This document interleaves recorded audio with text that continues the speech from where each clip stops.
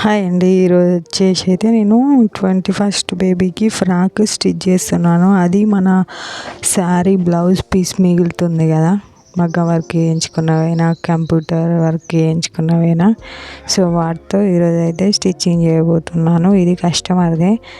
So ఇక్కడనైతే నేను 2 foldings కోరాస్ ఉంటాయి కదా బ్లౌజ్ పీసు, అవి స్ట్రేట్గా వేసేసుకొని కింద ఖర్చు కోసం మార్కింగ్ చేసేసుకున్నాను స్ట్రేట్ లైన్. అండ్ ఇక్కడ నేను 7 ఇంచెస్ తీసుకుంటున్నాను కుట్టనీకి.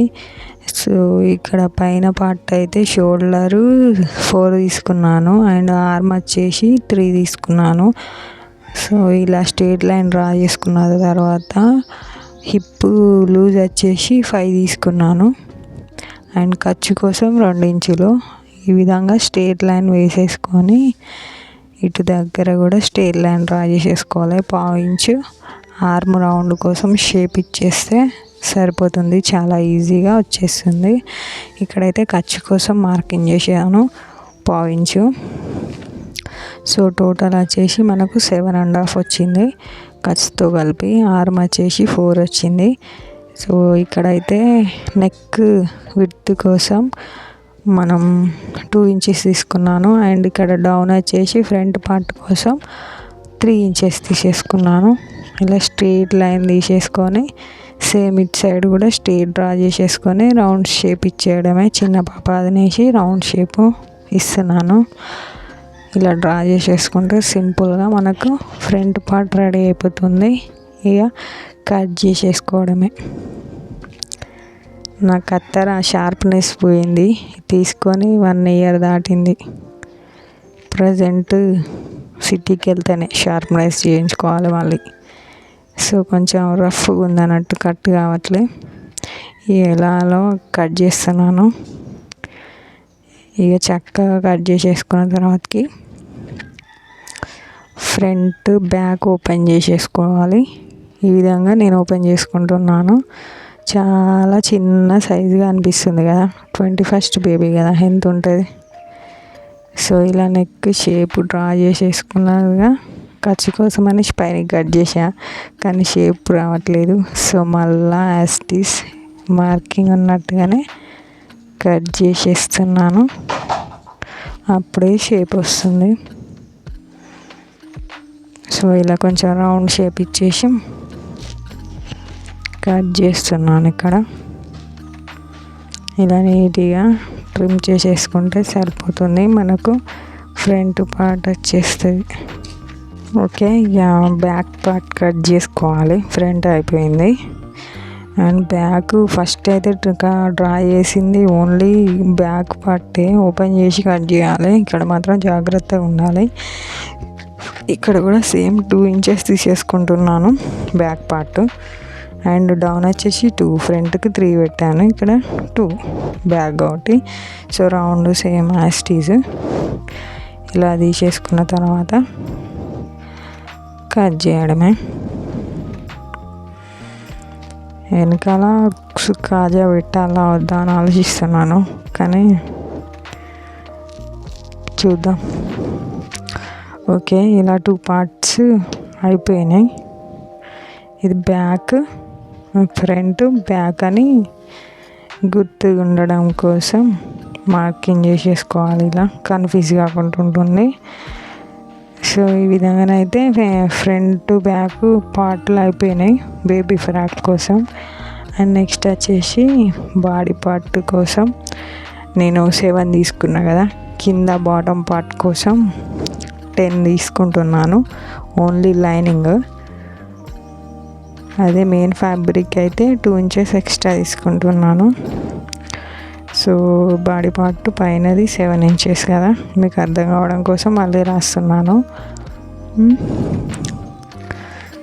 మీద పార్ట్, సో కింద కూడా 7 తీసుకుంటున్నాము, అది లైనింగ్. ఓకేనా, టోటల్ 15 ఇంచెస్ తీసుకుందాం అనుకుంటున్నాను. ఖర్చులు పోగా 7 అని రాసుకున్నాను. 14 వస్తుంది, ఖర్చు యాడ్ చేస్తే 15. ఓకేనా, అర్థం కాకపోతే కామెంట్ చేయండి. ఓకే, అయితే ఇక్కడ మనం బాడీ పార్ట్ కట్ చేసుకున్న దగ్గర నుంచి స్ట్రేట్ లైన్ తీస్తున్నాను.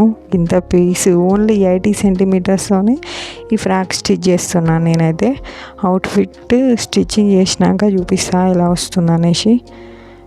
సో ఇక్కడనైతే నేను 8 ఇంచెస్ తీసేసుకున్నాను. ఇలా స్ట్రేట్గా లైన్ డ్రా చేసేసి కట్ చేసేద్దాం.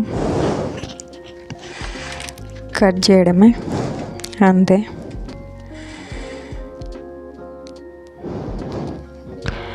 ఈ విధంగా నీట్గా సర్దుకొని కట్ చేసుకుంటే ఎగుడు దిగుడు రాకుండా బాగుంటుంది. ఫినిషింగ్ కూడా బాగా వస్తుంది. సో ట్రిమ్ చేసేస్తే అయిపోతుంది. అండ్ పైన కూడా కట్ చేయాలి, ఎందుకంటే ఇవి చిన్న పీస్ కదా.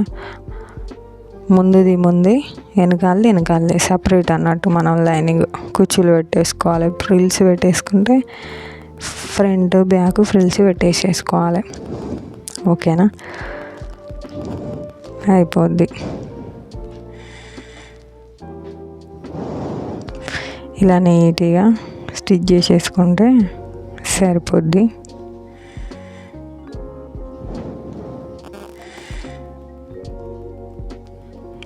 ఇలా స్టిచ్ చేసేసుకోవాలి.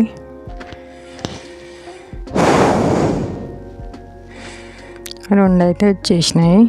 నెక్స్ట్ వచ్చేసి మనం మెయిన్ క్లాత్ కట్ చేసుకోవడమే.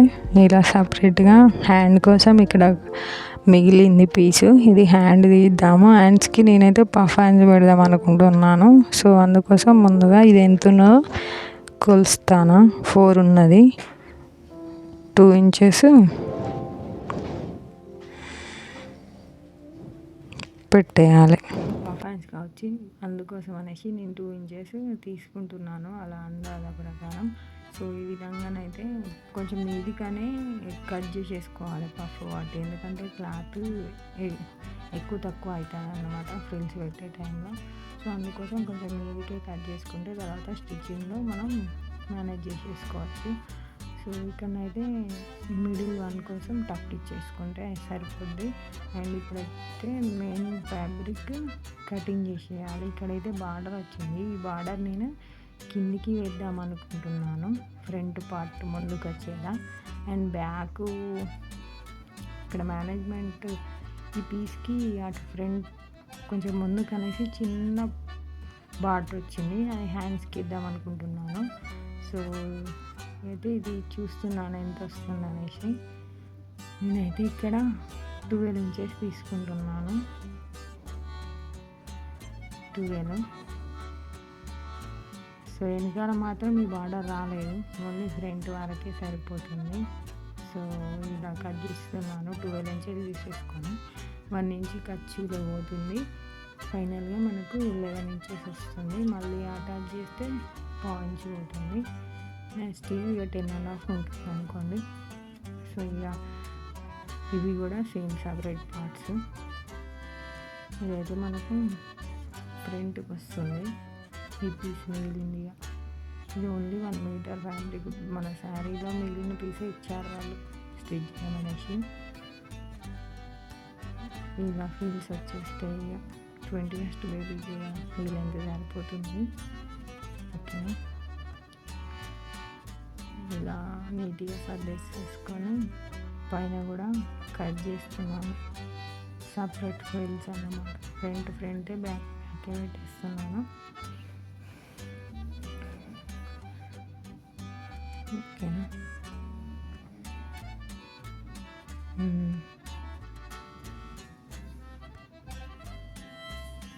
స్ట్రైట్గా కట్ చేసేసుకోవడమే. ఇక ఈ విధంగా స్ట్రైట్గా కట్ చేసేసుకోవడమే అయిపోయింది. బాటమ్ అండ్ ఫ్రంట్ బ్యాక్ కూడా కట్ చేసేసుకుంటే సరిపోతుంది. స్టిచ్ చేసినాక కూడా మేనేజ్ చేసేసుకోవచ్చు. ఈ పీసెస్ సరిపోతాయి. కింద చిన్న బార్డర్ ఉంది కదా, అది మనం హ్యాండ్స్కి బుగ్గలు ఇచ్చేద్దాం, అయిపోతుంది.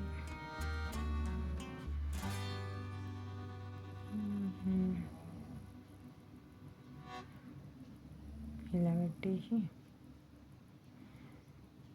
బుగ్గలు ఇచ్చేస్తే సరిపోతుంది, అంతే, సింపుల్.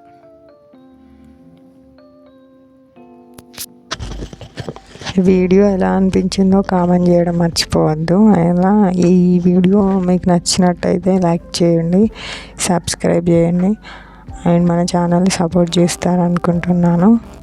ఓకే, మరో వీడియోలో మళ్ళీ కలుద్దాం.